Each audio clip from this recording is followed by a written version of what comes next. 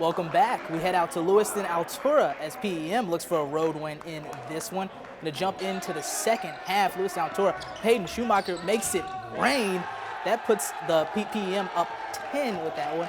Cardinal, they would try and answer though. Ball almost lost, but it ends with Thomas Menk, who connects from the corner to cut into the lead here for PEM. Cardinal trying to make a run, but it was pouring down in Lewis. Blake Herbert drains this one from downtown Utica. Can the Bulldogs ride this momentum, keep this lead going up big?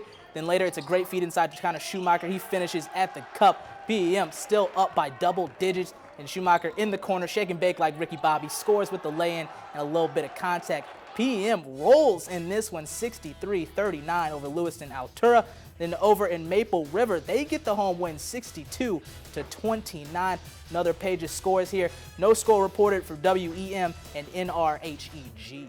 Coaches got a call. Next, we head out to Mayo. The 4-0 Spartans hosting the Century Panthers tonight. We'll pick it up in the first half. The Panthers had something going early. Addison Clary with a nice pass to Kennedy Spear. Panthers up two. A few possessions later, more Century. This time it's Jordan Sutton feeding it ahead to Spear for the lay-in, but Mayo would have the answer. Ellie Collins hits Hannah Hansen in the post, who sinks the bucket plus the foul. Mayo takes the lead. Then later, this time it's Collins getting into her bag of tricks. Her three from the top of the key is nothing but the bottom, but Mayo wasn't satisfied. Still in the game, this time it's Lindsay Haiti sinking the three ball. Mayo up 7. Later in the half, Mayo started to pull away, and this one, Anna Miller hits Hansen with the pretty pass. The Spartans were rolling. Mayo goes on to win that one big at home, 70-37 over Century in that crosstown rivalry matchup. Albert Lee, 8 points better than Owatonna tonight at home, 48-40.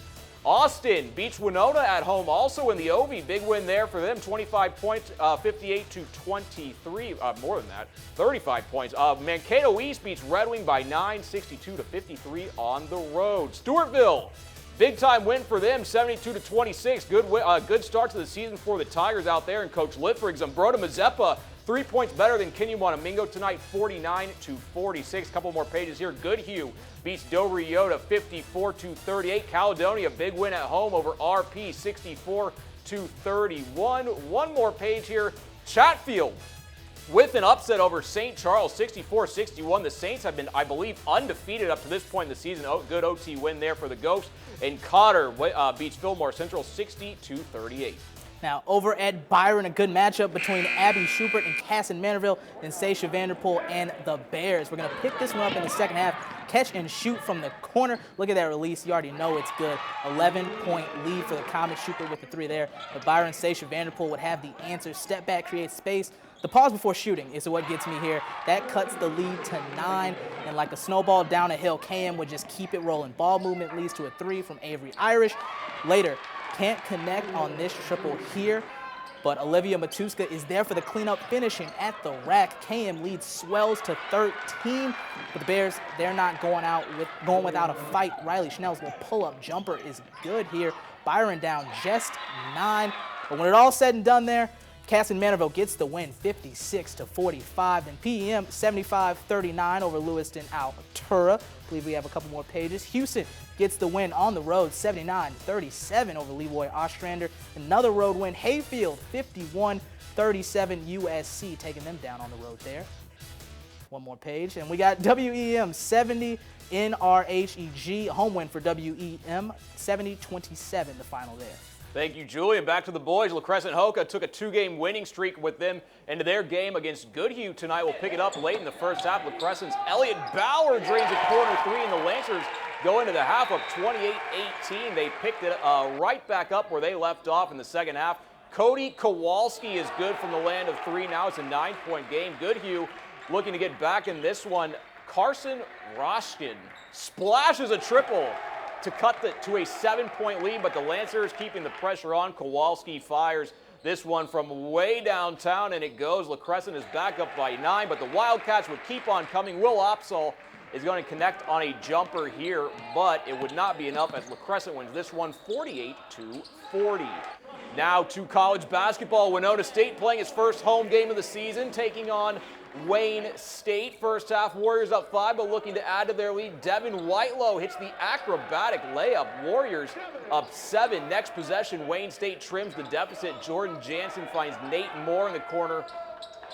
Warriors now up just 4. Still in the half, WSU extends its lead. Caledonia's very own Owen King high off the glass. Warriors up 6. Later in the half, Winona State now up 9. Wayne State trying to cut into the lead.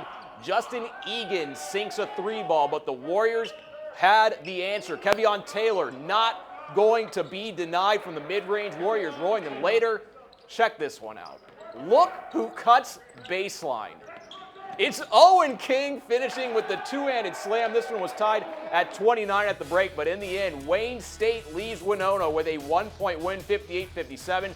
But the Winona State women won on the road at Wayne America of 72-64. And in Division III, St. John's beats St. Mary's 87-64, despite a 27-point game from Eli Cole from St. John's.